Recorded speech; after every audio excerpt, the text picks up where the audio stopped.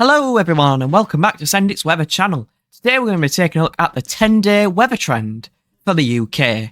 We'll be taking a look at the GFS, the GEM and the ECMWF to see what is on the outlook for the next 10 days.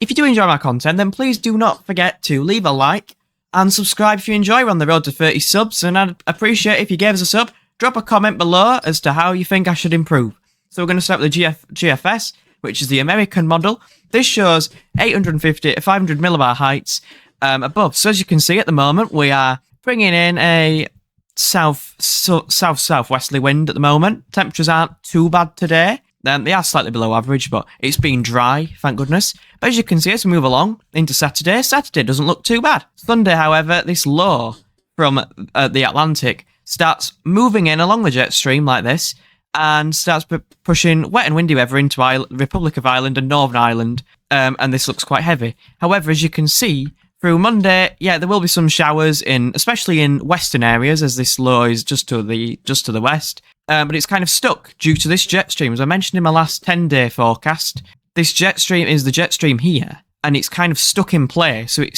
this low pressure system here is stuck in the middle of the high. So therefore it's kind of stuck. And as you can see, there's some cooler winds, which I'll mention later. There's some cooler easterly winds just to our north. But as you can see here, this low sits around just to our west, sorry. There's Hurricane Kirk there. This is the one which has been causing a lot of issues with the models. We'll come on to that later as well. But obviously through Monday, wet and windy weather, but as you can see, that low fades through. So it will bring will bring spells of showers, maybe longer spells of rain, especially for Ireland and southwest Wales. However, it will fade away. And then, as you can see, just for Scotland, these northeasterly winds start just easing in. This is the storm Kirk here, Hurricane Kirk, which will not be a hurricane once it reaches our shores. As you can see, it slips along just to our south. It just clipped the UK, and actually that looks very severe. 975 millibars at the centre of that. So that will bring heavy rain and wind. But as you'll see in a minute, most of the models have changed on this outlook. They were all showing this before, but now they have trended towards this low being further south towards the Bay of Biscay. So more like this. So the jet stream's a lot further south, and it's going like this. However, the GFS has been very stubborn and has kept this low piling through the country every time. But what this does allow is some pretty cold northerlies for the time of year, as this low moves these, which, by the way, will produce a lot of wet and windy weather. We'll have a look at the charts in a minute for this run, at what it's showing. But as you can see, as it moves away to our east, we open the floodgates to these decently cool northerly winds. Temperatures will probably be about 10 degrees Celsius this came off, which for the time of year is not particularly great. As you can see, the -5 isotherm clips Scotland, but as long as it's not raining. And as you can see, eventually this high pressure to our west, which is towards Greenland, blocking off the Atlantic, begins to slip southwards. So this northerly is cut off, but it's a few days of cooler weather, cold weather. I would not be surprised if there's showers of even sleet and snow over the Scottish mountains, maybe to lower levels at times, through Thursday, Friday, Saturday at least. But eventually that northerly gets cut off, and has been the trend the last few days with the main model runs. It brings in westerly winds, low pressures moving through along the jet stream through the country, and we're going to quite a westerly wind, around average to slightly above average. Towards the end of the run, high pressure begins to build towards Scandinavia. Now, if that high pressure builds up here, then it could open the doors to some cooler easterly winds at this time of year. Technical difficulties. But yeah, this easterly wind is actually keeping the temperatures quite limited, so it's still a little bit below average. But at times, as you can see, around the 14th, 15th and 16th of October, it is above average. But again, anything past 10 days is uncertain, because, as you'll see in a minute as well, sorry I keep saying as you see in a minute, but there's so many things to go through, there is a big spread on what outcomes are. So the GFS doesn't look that awful as the lows move through around day 11, day 12. Which will bring lots of wet and windy weather, I will point out. That one will bring some rain to Scotland if it came off. But again, Hurricane Kirk, what will happen with it, it's still a little bit unknown. But as you can see, the high builds in eventually, and we go into more of a easterly/southeasterly wind, which is going to make it feel very pleasant and very warm for the time of year compared to what we've been used to recently. It's been quite cool, really. Now we're on to the GEM, the Canadian model. This one I don't like. Sorry, GM. Sorry, GM. If anyone from the GM who made this forecast is here who computes the model, I never found it to be very reliable to what actually happens, but nevertheless, it might come off. So as you can see, there's that southerly wind, southwesterly wind. There's that low from the west, bringing in spells of wet weather, but it fades a lot quicker with the GM. The wet weather, it fades a lot quicker. There's Hurricane Kirk, and as you can see, it slips through France, just clips the southeast corner, so heavy rain, well, quite heavy rain, and quite heavy rainfall totals for the southeast, but the rest of the country's already in a north-northeasterly wind, so this could be bringing in cooler air, or colder air, I guess, from the north. Lows slip through, this high slips southwards to our west, and we go back into more of a westerly pattern.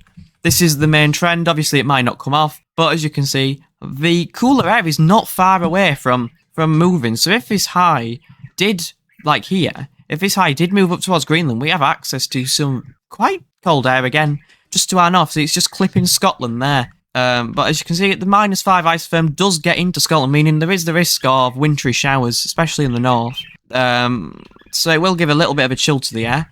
And finally, the ECMWF, we'll take a look now. So it's only just come out, so it's only going in 24 hours. So Saturday and Sunday don't look too bad. Sunday might have some showers in the west.